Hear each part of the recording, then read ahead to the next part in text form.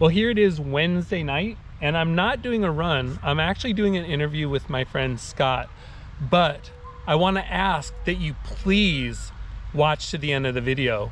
I know it's going to be a long video, so if you don't have what it takes to get to the end, I will put the time up here that you need to skip to, because Scott has some very, very important news that I want you to hear.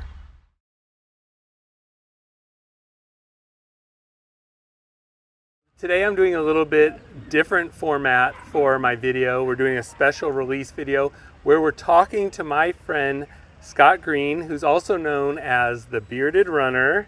How did you get that name, by the way? When I was starting to work with the race directors and ask for my first code, I just came up with that as my first discount code, and thankfully it's been used for several years and people know it.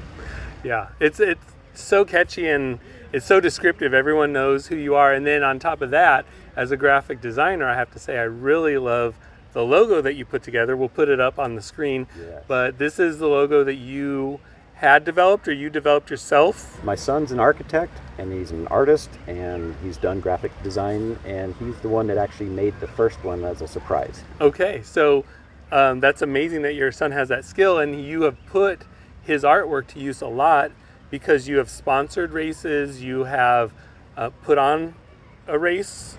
Let's just say one might be in the works. Okay. We'll wait to see that in the near future. Now, I was thinking today about when we first met. Do you remember when that was? Oh, I have no clue. I just remember seeing you out there with the camera and really admiring your work and watching the videos. And I still, to this day, if there's a race that I haven't run, I search your channel to see if it's on there. Well, that makes me feel good. The time we met, where we first spoke, was when we both went downtown for a morning group run, and it was that tour of downtown that was set up. Called Run This Town. Yes, Run This Town. There was 12 of them that year, and I did all 12. Oh, I did one. But as soon as we took off from the, somewhere on Delaware, you and I were running across the bridge, and I think you asked me about my GoPro. From that point on, saw you everywhere, and I tried to get you in my videos as often as possible. Scott Green, The Bearded Jogger. the Bearded Jogger. It's always fun when you can put a friend in a video, and running has allowed us to be friends, and I feel honored by that. No, I appreciate that. Yeah. It means a lot. But yeah, all the races that we go to, a lot more people know me and my name than I know them. Yeah. And unless we've done exactly what you said, run together and talk a little bit, it doesn't really click just yet. So when you do actually go to a group run like that and you run with people, that's when you start making friends. Yeah. And do you feel like you've made a lot of good friends from running? Like, tell us a little bit about just your friendships that you've developed. Well, I'm going to go back a little bit further. Okay. So when I moved here to Kansas City, it was strictly for my job. My job moved me here, and it was all about my family and the job and providing for the family until about 2016. So I did 10 full years of not knowing anybody in the Kansas City area. So I got into running and ran by myself. The first year just on the treadmill and got outside, and then the second year I started going to races and group runs a little bit. I would always be the person off to the side taking a picture, selfie of myself, and no one is looking.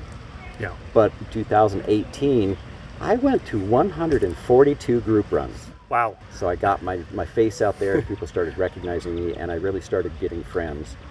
So I call them the Southern Running family. Okay. Kansas City Running Company's race team. I'm part of that now. And that's because they're south of where you live? Yes. So it's always been a drive for me to, 40 minutes each way to go to do a 3-mile run. And it was worth it for several years, because there was lots of beer. Oh, yes. Because you do like beer. I love alcohol. Right. Put it that way. But yes, when we were at the bars or wherever we met with the brew crew, I would generally, unfortunately, maybe start with a couple fireballs while I'm running. Okay. And then have a couple drinks with the group, and then go home and finish off getting drunk. Okay. And so you brought this up. Yes. Drinking has been a little bit of an issue for you, but I remember at one point we all kind of celebrated because you earned a chip through AA, and I can't remember what that chip was, but tell us about that, because for me, it was just amazing seeing your friends that you've met support you in your struggle and your attempt to overcome this. Yes. and become dry, as they say, right? Uh-huh. So tell us a little bit about that. I was never really a heavy drinker, just social drinker. There's been times in the past where I say I'm only going to drink on the holidays and birthdays, so like 7 times a year. No big deal. So, but something happened in the running community, and I had a target race, Mother Road Half Marathon.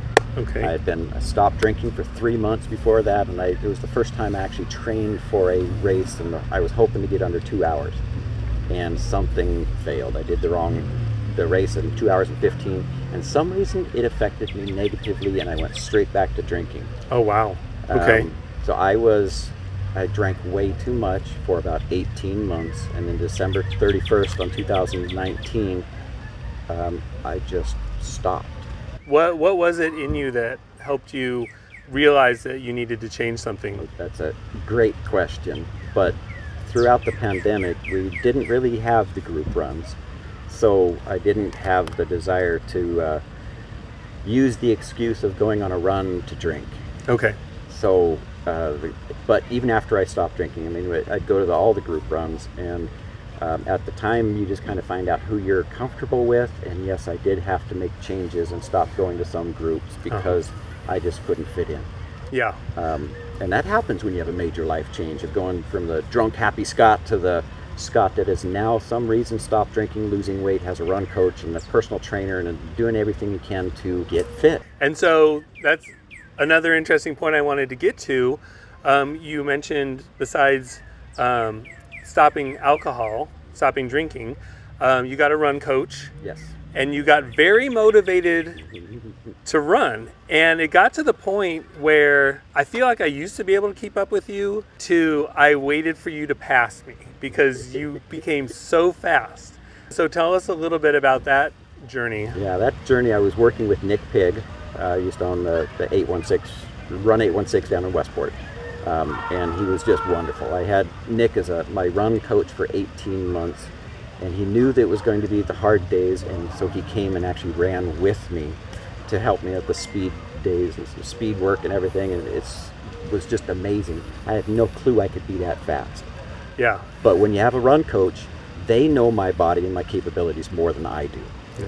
So it was just wonderful to learn about my body and be able to do stuff like that. And he coached me to get PR in every single distance, and it's just difficult to believe right now that I've done a 5K in 21 minutes. I can't imagine that. That's way beyond what I could do. Yeah. So congratulations, that's amazing. You were working so hard at your training. I feel like it was beating you up a bit. Do you have that feeling, or can you tell me? I don't think the working out was, but I was definitely bulking up because my personal trainer was a run specific workout, and all the workouts I was doing were very specifically to help my speed go forward. I wasn't trying to do bench presses to get the pecs to be, right. Hulk. I was working on the legs and the back and the core, and just enough to make it so that I could continue with my PR. But I don't think that did it. I think where I had the issue was I was just running too much. Do you feel like you found a sweet spot now, or how are you doing? Well, after rolling my ankle twice, having a bad right knee, popping out my left hamstring twice. I mean, it was black and blue from the knee to the butt. And recovering from those, I thought I had it all under control. And that's when I started with the personal trainer and getting all the muscles, and I truly thought I was invincible. But when you overdo it by the Kansas City full marathon on Saturday, the Des Moines half marathon on Sunday, take 3 days off and get back into training, run the Cliffhanger 10K the following week, and then a half marathon after that, the hip just, unfortunately, was overused, and literally the last step of the half marathon I did, which was the Rails to Trails extravaganza. I had no indication that the hip had an issue. There was no twinges or anything, but that last step, I stopped too hard. And it went in and I got a torn labrum. Labrum. Are you still dealing with that? Yes, but working with the PT and the physical therapist throughout to come back from that, it wasn't really causing an issue. It is still there. I have a hard time running up hills, but flat and downhill is okay. Okay. So it more feels like a bruise in the area, and I trained smarter and I did a lot less races in the 12 weeks prior to the Liberty Half, which I was training myself, and I had a time goal of 1 hour and 50 minutes for a half marathon. And did you meet that? No. And I'm okay with that. Because that's a tough go run. Back to drinking. That's a tough run. So it is. That's an admirable time to attempt to hit for that race. I did it in 2 hours and 5 minutes, and I was super happy because I was running with a torn labrum. Yeah, that's amazing. Just your fortitude. Like, it's obvious that you love running, and you're somehow finding your way to do it and succeed even when you're dealing with some adversity. And speaking of adversity, we're going to talk about that in a little bit because you're dealing with something now. Yes. But I still want to get to know a little bit more about my buddy Scott. I appreciate that. Now, before I got the run coach and before I got the personal trainer, Faye, my wife, if you don't know her, she's a wonderful person and you need to meet her. But we had talks and I was okay. She gave me permission to take it to the next level. And with the condition that if she saw me overdoing it or I was away too much, I would stop at any time. And it was an interesting balance, keeping her happy and running as much as I wanted to. I'm not sure if I've met your wife, Faye, so tell me, just kind of give me a rundown. How did you meet Faye? Where did you meet her? And tell me about your children. I went to a college in Portland, Oregon, just ITT. It was a college accredited location. I got an associate's degree in EET, Electronic Engineering Technology. I really wasn't going to pursue it, but one day when I was working at Les Schwab over there, which is like Discount Tire here, but I was a brake and alignment specialist, and my boss kind of upset me. So it's like, I'm going to go ahead and get a job. And so I started with the Associated Press on the technical side in 1989. I was hired on as a temporary position just to fill out someone who had unfortunately passed away.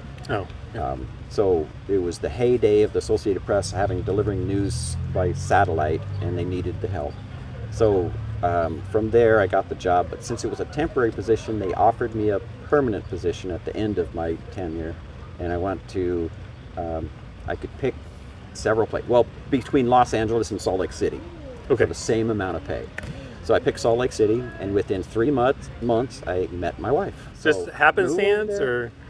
It was at a location called Good Spirits. Okay. So as you can imagine, it's a dive bar. Right. Yeah, but there was pool tables, and that's why I went to the bars at the time. I wasn't a heavy drinker, but I liked being a pool shark.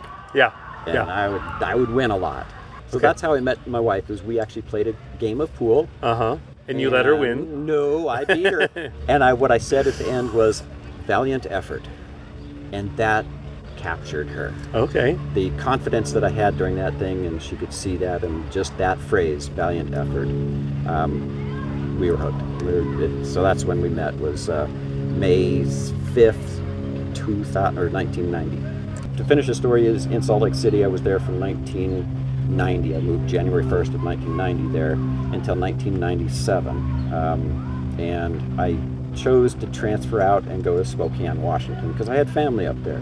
My grandpa and cousins were up there, and that was wonderful. And then the Salt Lake City got a new boss, and they created a brand new position for me, an office for me in Boise, Idaho.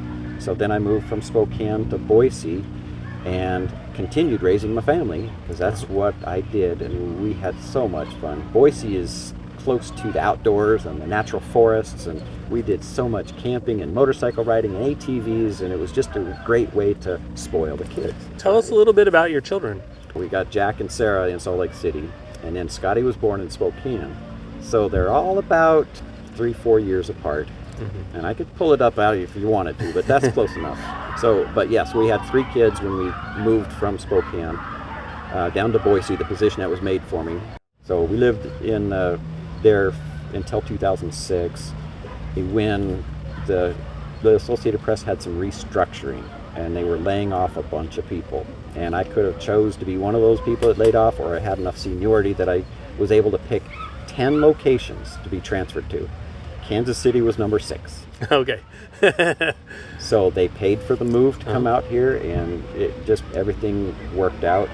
And so we got here, and I've been here since 2006. So that's a long time. You've created a life here with your family. You've created a life here with your running family. Yes. Are you still with the Associated Press? Yep. Just celebrated 33 years. Congratulations. Yeah. I feel like you had a second job. Is that correct? I did for a short time. I worked at the Running Well store in Mission. One of my friends was the manager there, and she just put a post out saying, anybody want to come have a good time with me at the Running Well store? And I did. I loved it because it was just another way for me to give back to the running community. And so I would do my job to the best of ability, which I would always do anyway. But I helped a lot of people pick out the right shoes for what they're doing, and it was just amazing time, because then I would still go to the group runs and races, and everybody would say, you sold me these shoes. And so I made an impact to people there too, and it was just, like I said, another way to give back to the running community. Yeah, I know you're a good runner, so obviously you'd be good at helping people pick out shoes. Yeah, and the training there, Kathy's got a very good show going there, and when I was there, they were called Gurus. I'm not sure if they're still called the Guru, but I just love that store. It's where I go for my shoes now, and it was great. There's something I want to talk to you about, because I always think of you and your cars, because when I first met you, you had just recently, I think, got a big green truck, and then you went and got probably the nicest Mazda Miata I've ever seen. And then today you said you showed up in what? My brand new Camaro, as far as 2012. It was brand new. I've always driven like I was in that car. Doesn't matter what I was driving, minivan or anything else like that. So I was so happy when I bought that one. I finally owned the car I've always driven. Okay, and so obviously cars are important to you. I've always kind of been working on cars. I mean, my first car was given to me by my father, and it was a 1973 Super Beetle. Oh. Right? Yes. I mean, I would still like to have one of those because it's great. Did you know a human being can fit in the frunk? Yeah, I am sure. And it's not very comfortable on the freeway? I feel like you've done this. I may have, yes. Has this love of cars translated to any of your children? Well, let's see. I've got a Missouri State Patrol, vet tech, veterinarian, and an architect. Okay. So unfortunately, what it showed them working with them over the years was a good work ethic, and when things need to be done, they figured out how to fix things, work around any problems, and I gave them the confidence that I had that made Faye love me. Yeah. And so I passed on the confidence to try instead of, I don't know how to do that. Yeah. They're willing to try. So it doesn't directly correlate to cars, but what I helped teach them was from cars. Yeah. Yeah. Now let me ask you a question just between you and me. Your son, who's highway patrol, would he pull you over if you flew past him? He told me he would. Okay. He told me he would. So you raised your children right. Yes. But he's also given me a business card that just happens to be a state trooper Well, let's card. not talk about that. No. Edit that out. Well, you're lucky with cars, and you're lucky with having such a wonderful, supportive wife, and 3 amazing children, it sounds. Yeah. They come around and love it when they're here, but when you do your job, you're not needed as much, and I did my job very well with the kids. That's good. But if I ever need anything, they're here, and we get to go to Worlds of Fun and hang out, and go running with my daughter. She runs with me more now than my son does. Okay. But my son has 3 kids, so I've got 3 grandkids, 4-year-old, and the twins are 2 years old. Congratulations. So, wow, running runs in the family. Maybe you can run with your grandkids. But speaking of running, you've also developed really tight, close relationships with a few runners. And you have even a nickname that you've come up with for your group. So tell us a little bit about that. So when you did go to the group runs, I've always just found out that group runs are there for the before and after, visiting with people. Not very often did I go to a group run knowing I was going to run with someone. I always had the impression I'm going to run alone, but it's worth it because of before and after. And then just over time going to do those things, I found people that were my speed, and we clicked. They're wonderful people. And so we got Tom and Megan. Everybody knows them.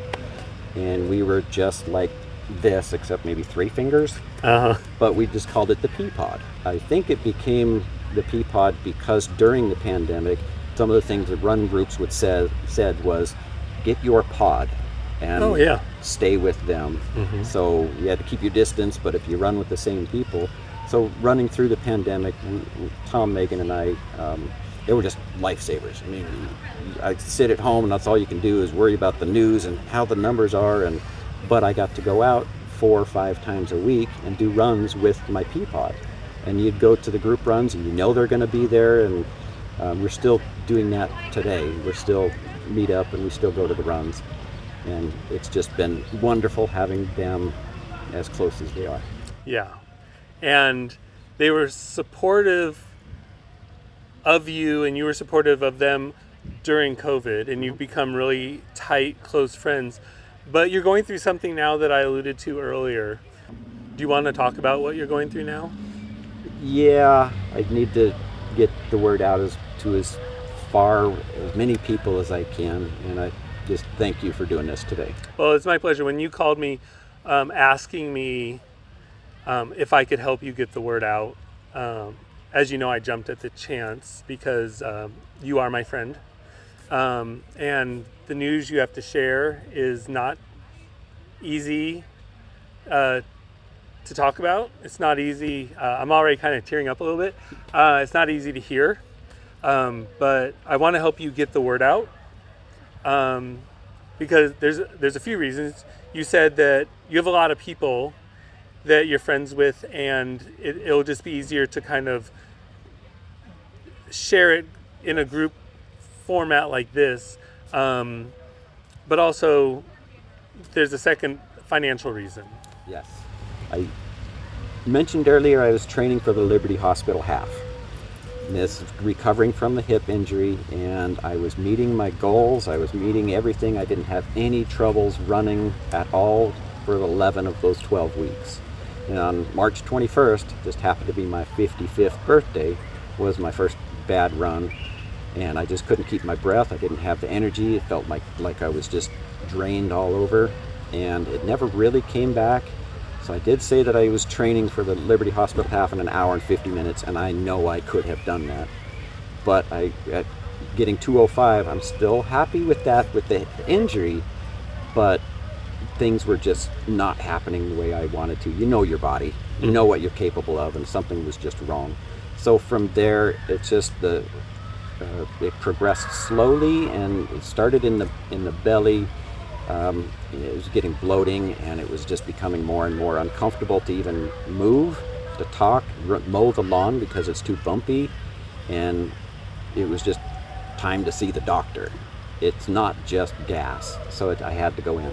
So on April 16th, I went and saw my doctor, and the next day we were able to get in to do a hydrogen breath test to prove that I did have some bacterial overgrowth in there, and that's what the pains are from. But the next week we did a CT scan of the pelvic and abdominal area, and we found the source of the SIBO, which is a large mass in my cecum it's right there by the valve of where the small intestines meet the large intestine, and it was allowing bacteria to go in there, and it's just messing with the bacterial in there. So my small intestines were not working. Okay. So I couldn't absorb the nutrients. I lost 15 pounds. I didn't want to lose 15 pounds, but going from the CT scan, it was very obvious that I had colon cancer, stage 4, metastasized to the liver, and there are too numerous to count spots on the liver at this time, is what they said. And then it also is affecting the abdominal wall, and so it's kind of everywhere. It's very difficult to move at all. Right now, thankfully, I'm having a good day. That's probably because I've been fasting since midnight last night, and there's no food in there to aggravate the Right. intestines that aren't working. So it's really painful for you. Yes, it's grumbling, and there's cramps just below the belly button, and then all the large intestine. And no matter what, if you push in there, it's super uncomfortable. Right. So it has caused me to be now 26 days where I have not been able to run comfortably.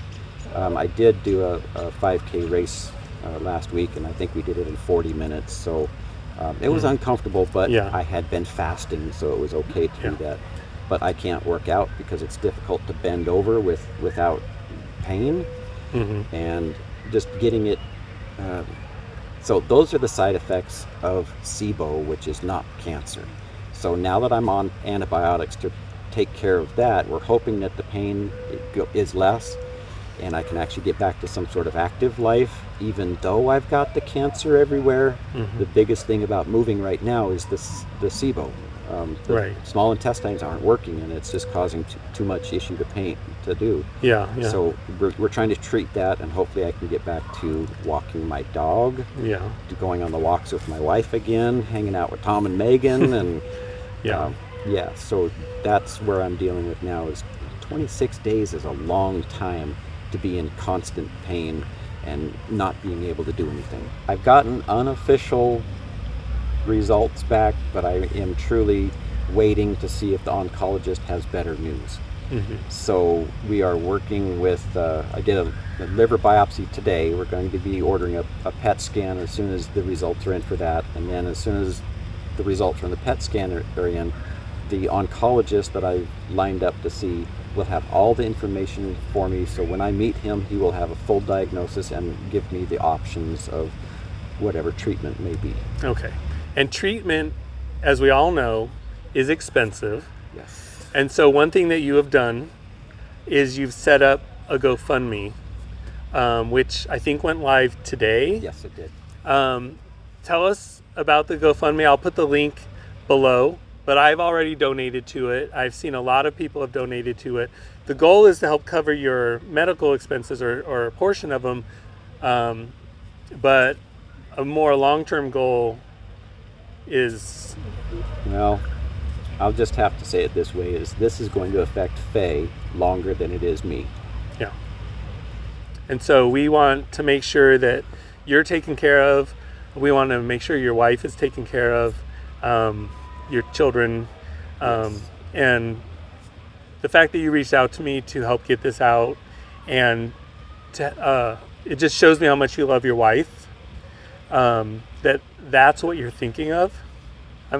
Yeah, well, let's do it. You gotta get it out there. It's admirable. And so I ask everyone who's watching this, go to the GoFundMe link below. Even $1 can make a big difference.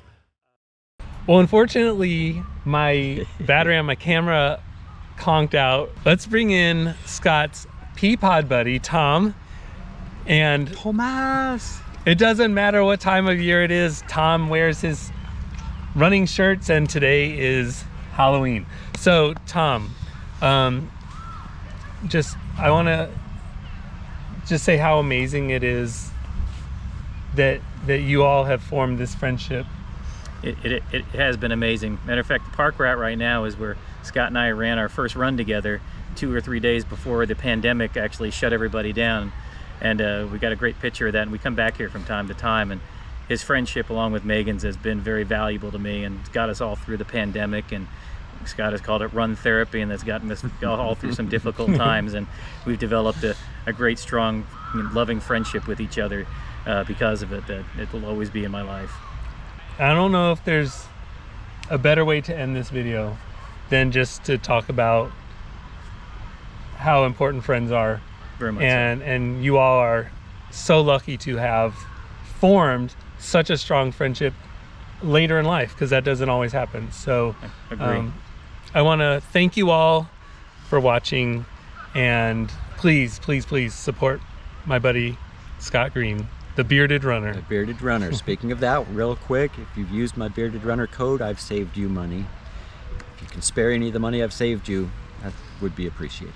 That's a great point. All right. Good luck, buddy. Thanks. I'm going to do this.